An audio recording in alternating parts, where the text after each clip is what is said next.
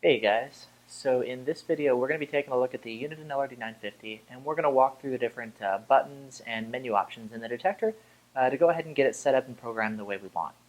This detector is pretty simple. There's not too much to it, but we're going to go ahead and buzz through the different options and button presses as far as what it's got.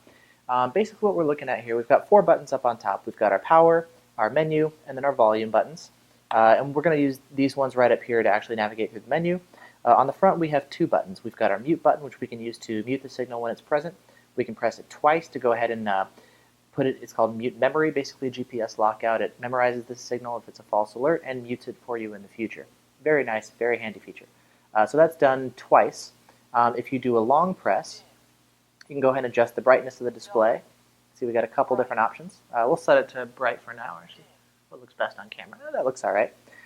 We've also got a button here, Mark. You can press this to manually mark a location that you do want to get alerted to in the future. So next time you pass it, the detector will just beep and alert you and say, hey, this is a marked location, be aware, for whatever the purpose is. So really simple, a couple buttons. We've got our USB port there on the side for updating. There are a couple different versions of the firmware, and we'll get into some of the specifics here once we get into the filtering settings and the firmware itself. So to enter the menu, basically we're just going to press menu button, pretty simple. Actually, press and hold it to exit. Turn the volume up a little bit. Let's call it right about there. All right, hopefully that sounds good. Menu. Go into the menu. So now we're going to go back and forth through the menu options with these buttons. And notice if we go too far, we can actually go backwards. So not all detectors can do this. This is really nice. So if we happen to miss an option, instead of having to go all the way through the menu, we can just go back. So very handy. I do like that feature. So start right on GPS. Pretty simple. If you want the GPS-based features, you can turn it on or off. GPS off. GPS on. So there we go. We press the menu button to, change things on and off, our toggle basically, and this goes through the different options. So if you want the GPS stuff, turn it on. Your lockouts on the front, it'll tell you your speed, how fast you're going. It can give you your compass, your direction, all this kind of useful stuff. It's all GPS-based, so if you want the GPS features, turn it on. If not, turn it off. Menu. Okay, some of the other features, they're going to be pretty self-explanatory.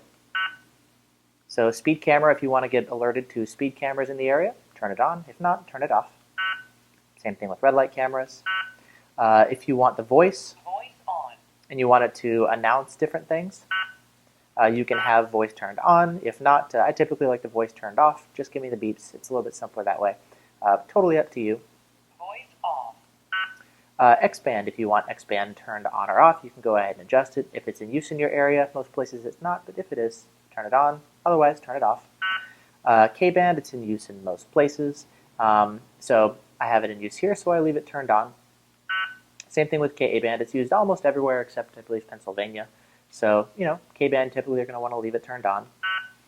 Laser, same thing, leave it turned on. Uniden does do a pretty good job at detecting laser. Pop detection, you can turn it on or off as necessary. Pop on. Typically with pop, it's a specific type of radar that's really not in use and it's not really legal to issue tickets, so Pop off. it's generally recommended to just leave it turned off and don't worry about it too much. K-band filter. Okay, so the filter here, if you want to filter out some of the false alerts that you'll get on K-band, turn the filter on. K-band filter off. If you don't want that, you can turn it off. Let's talk briefly about some of the specifics here with the K-band filter. When the detector originally came out, K-band filter on. the K-band filter, we noticed typically when you enable this K-band filter, you're going to have a performance hit on K-band. It's typically the way K-band filters work, like TSR and TMF. They introduce a bit of a delay, so any brief duration alerts just get filtered out. That's typically the way K-band filtering works. Now, with that, you're going to get some negative impacts to performance. You're going to get that delay, so short alerts get filtered out, and you're going to get reduced range. When we were testing the detector, we noticed, unlike every other detector, there was no diminishment to the performance with the K-band filter, which was really interesting. So we actually had a way to filter out many of the K-band false alerts without having to kind of kneecap our K-band detection capabilities, which was pretty awesome. However, if you have traffic sensors in use in your area, this detector did not have the ability to filter them out. With a future firmware update, they've added the ability to filter out the traffic sensors, and the way that they do it is they introduce a bit of a delay on K-band. So now, with the newer version of the firmware, if you turn on the K-band filter, it will negatively impact performance. It's about a 0.8-second delay or so. Anything shorter than that will get filtered out. Longer, it'll alert. As far as the exact versions of the firmware, versions 1.37 and older do not have the delay. The newer versions of the firmware, such as 1.48, 1.51, those ones do actually introduce a delay for the K-band filter. And so if you live in an area where TSR is in use, or traffic sensors rather, you're definitely going to want to have version 1.51. You can download it. It's available on the forum on RDF. I'll post a link to it in the video description for all the different firmware versions. And you can go back and forth between them. So if you have traffic sensors in use in your area, you'll want to have version 1.51 or newer if something comes out after I make this video.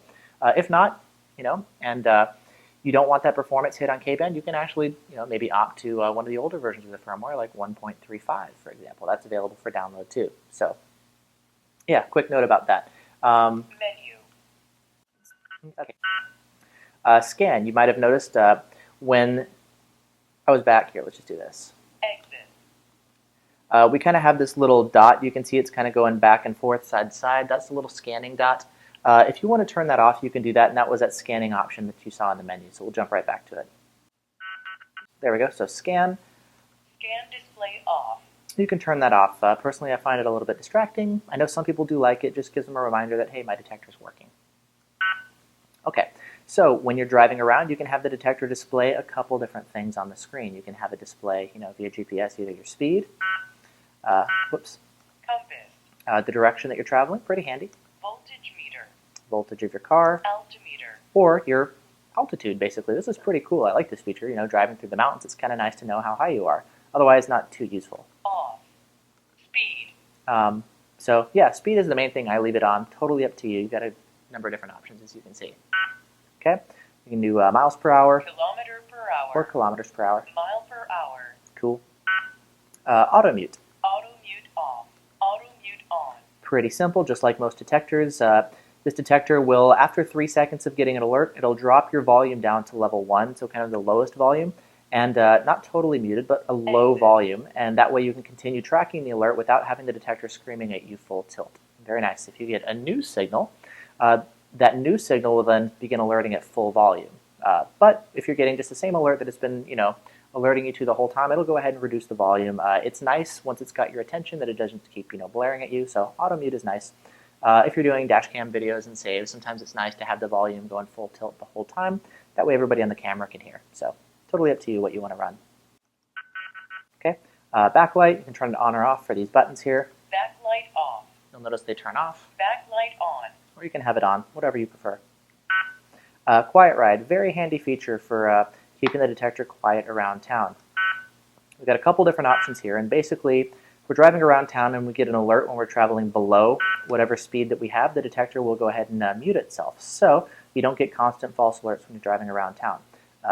They will still display here on screen, but the detector will keep it audibly quiet for you, so it's less annoying, and if things are not as big of a threat, let's see. Okay, so it goes up to 50 there and starts at 5. So you can see, a couple different options set it to what you want if you want your detector to stay quiet around town. Limit speed. So basically this is going to give you a warning if you go over a certain speed. So looks like 50 is where it starts. That's the max. 95, 100, I believe 100 is the max. Yeah, so basically if you reach a certain speed, the detector gives you a warning, just a heads up, like, hey, you're going pretty fast, and just a reminder. Okay. You can set your time zone, very handy. I'm in Pacific time, so I've got it set here, set to whatever you need. Whoops. I'm not going to go through the whole thing, I'll fix that later. Daylight savings time, you can turn it on or off here. Battery warning, kind of handy.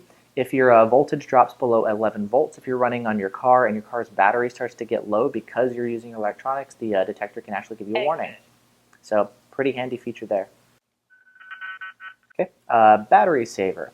This is a similar feature, but a little bit different. The idea here is, again, it wants to preserve your battery, and rather than warning you, in this case, it's actually going to do something about it. In this case, if you've been sitting in the same location for an hour, and you're doing 0 miles an hour, right, and you haven't moved anywhere, this is a good example. If you park your car and you've got the detector plugged into a cigarette lighter port that doesn't turn off with your car, the detector will stay on and it could kill your battery. And so if you haven't moved for an hour, the detector will automatically turn itself off.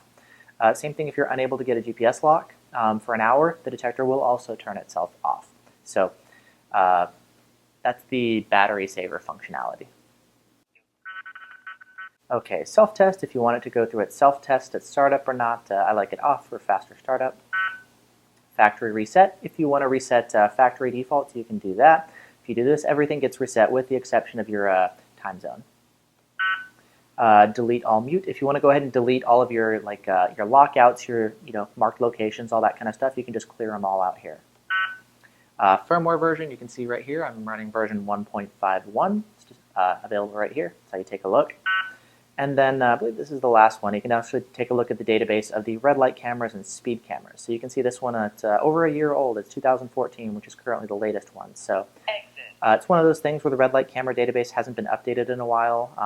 Actually, yeah, in over a year, ever since the detector came out. So if you want to check the red light camera database, that's how you do that. Cool. And then the last thing is the exit. So pretty simple. That's it. Press and hold. And that's how you exit at any point. So there you go. Really quick, simple, and easy. That's just a run through of the different menu options and settings available here in the LRD950. I'll post a link in the video description to the manual that you can read through, the PDF online, as well as the place where you can go to download the various different firmware updates and read up on those.